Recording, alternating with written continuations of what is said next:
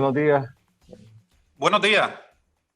Bueno, en la Asociación Sal Si Puede, de la que eres director, dedicaron todo el año del centenario, el año 2019, al Valvanera. ¿Qué supuso el hundimiento del Valvanera para la historia de la migración en Canarias?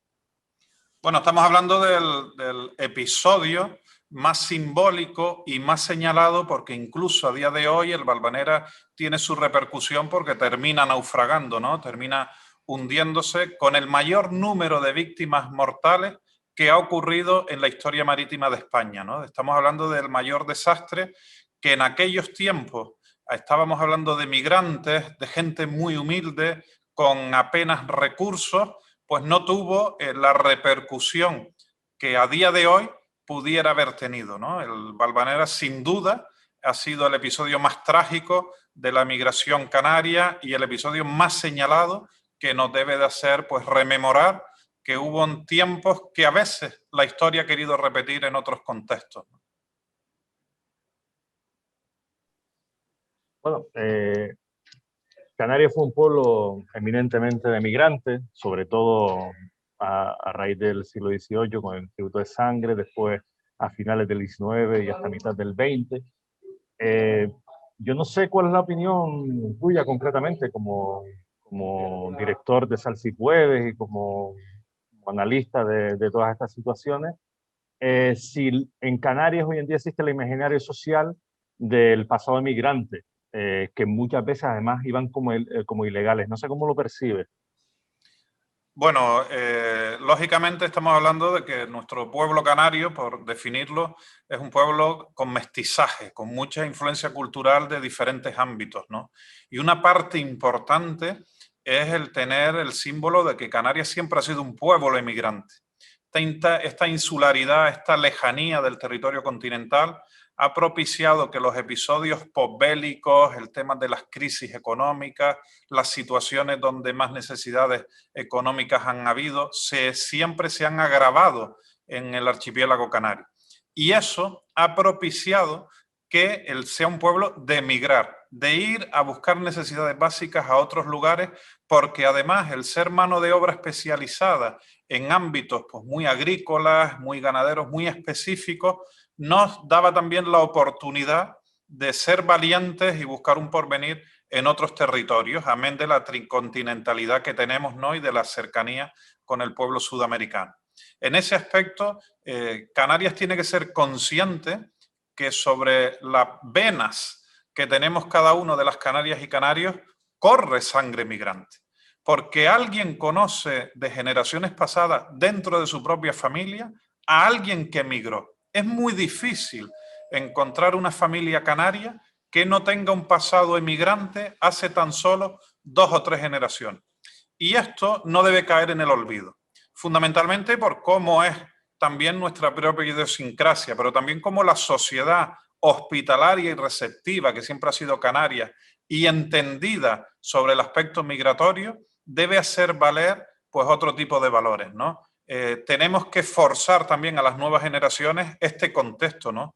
Somos un pueblo migrante, emisor fundamentalmente y también obviamente receptor, ¿no? Pero tengan presente que esa sangre migrante a día de hoy, en pleno siglo XXI, sigue corriendo por nuestras venas. No sé si ves correlación con aquellas personas emigrantes canarias con los que llegan hoy en día desde hace ya casi 30 años. La primera pantera ya llegó en el año 1994 a Canarias, ¿no? En las costas canarias. No sé si hay alguna relación con esa gente que viene del continente africano con los canarios que llevan a América, muchas veces, como estamos diciendo, como ilegales.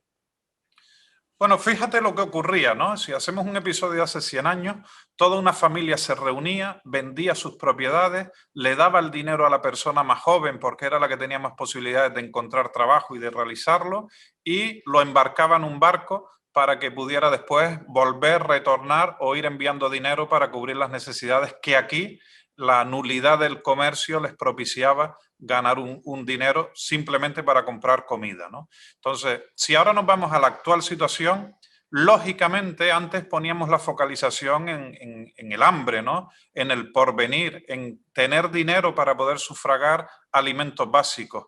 Hoy el origen también hay que sumarle conflictos bélicos, las guerras, diferencias sociales, diferencias raciales y religiosas, y en ese aspecto la persecución es mucho mayor. Antes había una necesidad básica, pero hoy hay también conflictos de diversa índole, ¿no? Entonces, esa relación sí tiene siempre una causa, ¿no? Que es la huida, que es el saber que estoy en una situación de supervivencia, pero que se hace exactamente igual. Que en África cruzan media África después de que toda la familia haya vendido sus propiedades y le haya dado el dinero que cogía de esas propiedades o reunir durante 2 o 3 años para conseguir pues el poder montarse en un barco, por llamarlo de una manera, en una barcaza, ¿vale? En una patera y jugarse la vida porque ellos han determinado que solo lo único que les queda es algo tan sencillo como su vida. No tienen nada más y probablemente ni siquiera les importe perderla, ¿no? Es una oportunidad que se traspasa. Y esto, hay una directa relación entre lo que pasó desde hace un siglo y antes con los emigrantes canarios con lo que está ocurriendo hoy en día. Han sido recurrentes las crisis migratorias en Canarias a finales de los 90, en el año 2006-2007, ahora en el año 2020-2021. Yo para terminar te voy a pedir una breve reflexión sobre la situación migratoria actual, que bueno, vemos que se cifran en números bastante preocupantes y con algunas sospechas de que Canarias es el tapón para seguir la ruta migratoria. ¿Cuál es tu reflexión al respecto? Es lógico que esté sucediendo esa diferencia injusta. No podemos ser Europa para unas cosas y dejar de ser de Europa para otras. No se puede haber libre circulación de mercancías, de comercio, y cuando hablamos de seres humanos le ponemos puertas al cierre, ¿no? y la cerramos con llave y tiramos la llave al mar. Esto no significa solidaridad, eso no significa hospitalidad, eso no significa oportunidades, eso no significa humanidad. Y en ese aspecto no damos precisamente el mejor ejemplo. Los valores tienen que ser íntegros para todos los seres humanos y los valores deben de ser con conciencia, que es lo que tenemos un poquito que trabajar en sensibilizar lo que significa, en este caso, algo tan sencillo como los derechos humanos, ¿no? Todos somos personas exactamente iguales y algunas personas han tenido muy mala suerte de nacer en un lugar inapropiado por las situaciones y las circunstancias que existen, ¿no? No debe ser ni mucho menos Canarias el lugar del destino y el lugar del tapón a buscar otras oportunidades o incluso de encuentro con su propio contexto familiar que ha llegado en anteriores fechas. Muchas gracias, José Moreno. A ustedes.